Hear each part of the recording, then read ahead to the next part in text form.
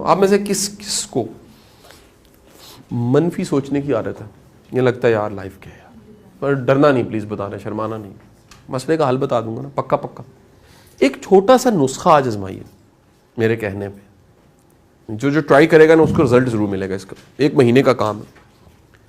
شیشے کا جار لے لیں، پلاسٹک کا جار لے لیں، شیشے کا جار اتنا سا، اسٹکی نوٹس وہ لے لیں.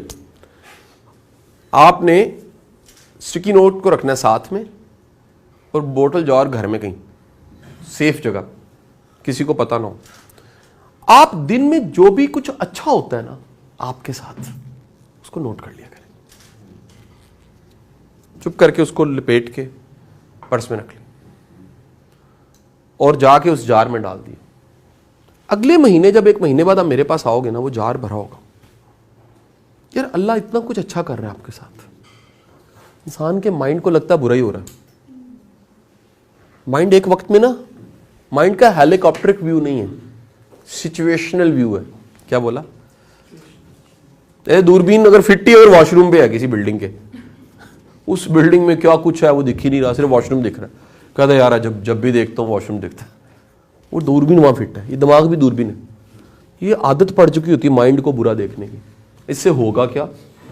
آپ یہ کر کے دیکھنا، آپ کا جار بھرے گا نا، اور پھر اس کے بعد نکال کے ایک دن بیٹھ کے نا سیلیبریٹ کرنا، یار یہ کیا کمال کا. آپ کے اندر رحمت کا احساس بڑھے گا. یار میرا اللہ کتنا رحیم ہے، میرا اللہ کتنا کریم ہے، کتنی محبت ملتی ہے یار، کتنا کرم ملتا ہے، کتنی آسانیاں ملتی ہیں، کیا کیا حق سے زیادہ ملتا ہے. وہاں صبح آپ چلے ہوگے، آپ کو پتہ نہیں آج کتاب ملنی ہے. او بھائی مجھے بھی نہیں تھا پتا. میں ایک چھوٹی سی مثال دے رہا ہوں. آپ نے سوچا ہی نہیں ہوگا یار آج احساس پہ بات ہونی ہے، یہ سیکھنا یہ سیکھنا ہے. میں کہتا ہوں ایک سموسہ، ایک چائے کا کپ، ایک مٹھائی کا پیس کچھ کھاتے ہوئے ذرا سوچئے گا یار یہ کہاں سے میرے پاس آ گیا آج. ہم نہ ہوگے انسان کو پتہ نہیں لگ رہا ہوتا، نہیں وہ چلی جا رہا ہے نا، وہ جا روز جناب آتا ہے، گاڑی کھولی بیٹھا، کام کیے، شام کو سوتا، واپس آ گیا گھر، آگے سو گیا. پھر کبھی غور کریں لائف چل کیسے رہی. اس میں بڑی چیزیں حق سے زیادہ ہیں، بڑی چیزیں اوقات سے زیادہ ہیں، بڑی چیزیں آپ ڈیزرو نہیں کرتے، آپ کو مل رہی ہیں. پھر بھی ہم نے نفع نقصان سوچا ہے پیسے صرف. بھائی ممکن ہے نفع کا نام اپرچونٹی ہو، نفع کا نام آئیڈیا ہو، نفع کا نام دعا لینا ہو، نفع کا نام کوئی علم ہو، نفع کا نام رشتے بچنا ہو، نفع کا نام محبت ہو، نفع کا نام رزق ہو، نفع کا نام کچھ بھی ہو. اللہ کے پاس جو نفع کا کانسیپٹ ہے وہ اور طرح ہے، ہمارا لمیٹڈ ہے. ہم ہر چیز کو سوچتے ہیں مجھے کیا ملا، مجھے کیا ملا، مجھے کیا ملا، مجھے کیا ملا، مجھے کیا ملا. آپ سمجھ رہے ہیں؟